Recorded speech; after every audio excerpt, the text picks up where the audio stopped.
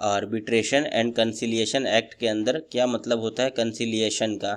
तो कंसिलिएशन एक सिंपल और फ्रेंडली तरीका है जिससे डिस्प्यूट्स को कोर्ट के बाहर सॉल्व किया जा सकता है। कंसिलिएटर एक न्यूट्रल पर्सन होता है जो हेल्प करता है दोनों पार्टीज़ को आमने सामने बैठाकर बात करने में। यह किसी प्रकार का जजमेंट पास नहीं करता है, ना ही कोई डिसीजन सुनाता है। इसका सिर्फ काम होता है कि डिस्प्यूट्स को पीसफुली और जल्दी से सॉल्व करना। आर्बिट्रेशन एंड कंसिलिएशन एक्ट 1996 के अंदर कंसिलिएशन का प्रावधान दिया हुआ है। तो कंसिलिएशन एक ऐसा प्रोसेस है, वॉलेंट्री प्रोसेस है, जो कि कॉन्फिडेंशियल होता है और फोकस करता है पार्टीज़ की डिस्प्यूट्स को सॉल्व करना, उनका सॉल्यूशन निकालने में हेल्प करता है कंसिलिएटर। अब सवाल आता है हु इज़ अ कंसिलिएटर, कौन होता है कंसिलिएटर। कंसिलिएटर एक न्यूट्रल थर्ड पर्सन है जो डिस्प्यूट सॉल्व करने में हेल्प करता है। यह जज नहीं होता है क्योंकि यह कोई डिसीजन नहीं देता है पार्टीज़ को, सिर्फ पार्टीज़ को गाइड करता है कि अपना सॉल्यूशन फाइंड करने के लिए। मतलब आप दोनों अपने अपने प्रॉब्लम बताइए और यह हेल्प करता है कि आप सॉल्यूशन निकालने में हेल्प करता है। Duties of conciliator. अब एक कंसिलिएटर की क्या ड्यूटीज़ होती है। सबसे पहले उस कंसिलिएटर को इंडिपेंडेंस होना चाहिए और इम्पार्शियलिटी। कंसिलिएटर को हमेशा इंडिपेंडेंट और इम्पार्शियल रहना चाहिए, किसी भी पार्टी को फेवर नहीं करना चाहिए, ना वो बाइस हो, ये ना हो कि किसी भी एक पार्टी की तरफ वह ज़्यादा पक्ष दिखाए, लीनियंट रहे। उसका एम होता है कि वो पीसफुल और एमिकेबल तरीके से सॉल्यूशन निकाले। Fairness and justice in conciliation. Conciliator को फेयरनेस और जस्टिस के साथ काम करना चाहिए। उसका ऑब्जेक्टिव होता है कि जो भी वह उसके सामने मुद्दा आया है उसको वो लॉजिकली और लॉ को ध्यान रखते हुए अच्छे से सॉल्व करें। की कंसिडरेशन फॉर कंसिलिएटर। अब क्या क्या कंसिडरेशन वह जब भी वह कोई भी डिस्प्यूट सॉल्व करेगा तो वो क्या क्या चीज़ें अपने दिमाग में रखेगा। सबसे पहले दोनों पार्टीज़ की क्या राइट्स एंड ड्यूटीज़ है, वह दोनों किस ट्रेड प्रैक्टिस कर रहे थे जिसके चलते डिस्प्यूट पैदा हुआ, पास्ट बिजनेस रिलेशन दोनों पार्टीज़ का कैसा था, क्या सरकमस्टेंसेस थी जिसके कारण डिस्प्यूट अराइज हुआ। तो ऑब्जेक्टिव है कि बैलेंस बनाए रखे ताकि दोनों पार्टीज़ के बीच में किसी प्रकार का डिस्प्यूट एस्केलेट ना हो। ट्रेड प्रैक्टिस और पास्ट बिजनेस रिलेशन को भी देखता है ये। तो ऑब्जेक्टिव क्या है, ऑब्जेक्टिव है कि बैलेंस अप्रोच रखना। ऑब्जेक्टिविटी है कि फेयरनेस रहे, जस्टिस मेंटेन करे कंसिलिएटर। अब कॉन्फिडेंशियलिटी भी मेंटेन करनी होती है इसको। कंसिलिएशन प्रोसेस में कॉन्फिडेंशियलिटी मेंटेन करना ज़रूरी होता है, यानी जो भी बातें बताई गई हैं दोनों पार्टीज़ द्वारा वह उसे पब्लिक डोमेन में बिना पार्टीज़ के कंसेंट के रिलीज़ नहीं कर सकता है, यानी उनको प्रचार प्रसार नहीं कर सकता है उनकी किसी प्रकार की बातों का।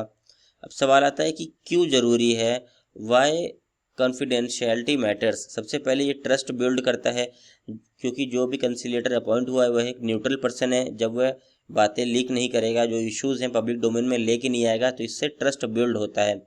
इनकरेज ऑनेस्टी, यानी ईमानदारी झलकती है इससे। प्रोटेक्ट प्राइवेसी, जो भी प्राइवेसी होती है वो प्राइवेसी मेंटेन रहती है पार्टीज़ की। तो हमने देखा इंपॉर्टेंट चीज़ें कि प्राइवेसी प्रोटेक्शन रहता है, ट्रस्ट बिल्ड होता है और बेटर रेजोल्यूशन होता है और ओपन कम्युनिकेशन होता है, यानी पार्टीज़ आमने सामने बैठ के कम्युनिकेट कर सकती हैं। Disclosure qualities and role of conciliator. Conciliator का रोल डिस्प्यूट्स को पीसफुली सॉल्व करने का होता है। और डिस्क्लोजर ऑफ इंफॉर्मेशन, दोनों पार्टीज़ की जिम्मेदारी है, यानी पार्टी ए पार्टी बी, इन दोनों के बीच में कोई डिस्प्यूट हुआ है तो इन दोनों की जिम्मेदारी है कि ये कंसिलिएटर को पूरी बातें बताएं, कोई भी प्रकार की किसी बात वो छुपाएंगे नहीं, ताकि इससे बैलेंस बना रहे और फेयर तरीके से कंसिलिएटर उनकी हेल्प कर सके। अब एक कंसिलिएटर के अंदर क्या क्या क्वालिटी होनी चाहिए, वह न्यूट्रल होना चाहिए और इम्पार्शियल होना चाहिए, वह स्किल्ड होना चाहिए डिस्प्यूट रेजोल्यूशन में, उसने कई तरह के डिस्प्यूट इस तरह के सुलझाए हो मसले उसने। गुड इन नेगोशिएशन, वह बातचीत करने में अच्छा हो, मतलब वो किसी प्रकार की कम्युनिकेशन को अच्छे से हैंडल कर पा रहा हो। रोल ऑफ कंसिलिएटर, क्या कंसिलिएटर का रोल होता है। सबसे पहला रोल होता है फैसिलिटेट कम्युनिकेशन, पार्टीज़ को ओपनली बात करने में हेल्प करता है।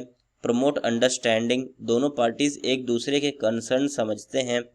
Guide towards settlement, positive decision से एग्रीमेंट तक लाता है, जो भी पॉजिटिव डिस्कशन हो पाता है मीटिंग के अंदर वो लेके आता है सामने और दोनों पार्टीज़ को कोशिश करता है कि एग्रीमेंट तक यानी सेटलमेंट हो जाए पूरी तरीके से उन दोनों के बीच में।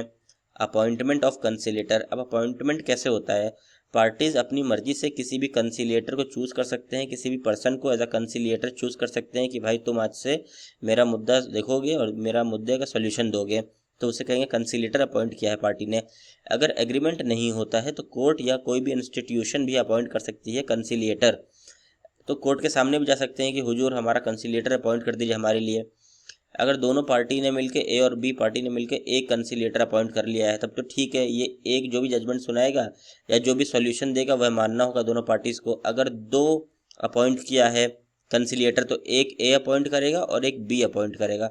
अगर 3 कंसिलिएटर अपॉइंट किए हैं तो फिर इसमें होगा क्या, एक ये अपॉइंट करेगा कंसिलिएटर और एक ये अपॉइंट करेगा, 2 हो गए। और जब ये दोनों अपॉइंट हो जाएंगे तो ये दोनों कंसिलेटर किसी एक कंसिलेटर को अपॉइंट कर लेंगे, ताकि इससे होगा क्या, न्यूट्रलिटी बनी रहे और किसी प्रकार का बाइसनेस ना होने पाए। तो अगर पूरे टॉपिक को कंक्लूड करें तो कंसिलिएशन, आर्बिट्रेशन एंड कंसिलिएशन इसके एक पार्ट है जो डिस्प्यूट्स को पीसफुल और प्राइवेट वे में सॉल्व करता है। कंसिलिएटर न्यूट्रल रहता है, पार्टीज को गाइड करता है और कॉन्फिडेंशियल प्रोसेस से फेयर सेटलमेंट तक ले जाता है। अगर देखा जाए तो कंसिलिएशन एक ऐसा प्रोसेस है जो कि फास्ट है और इफेक्टिव है। इससे होता क्या है, फेयर सेटलमेंट होता है और कॉस्ट इफेक्टिव है और दोनों पार्टीज के रिलेशनशिप भी फ्रेंडली रहते हैं। कंसिलिएशन एक्ट के अंदर इतना ही था और पूरा कॉन्सेप्ट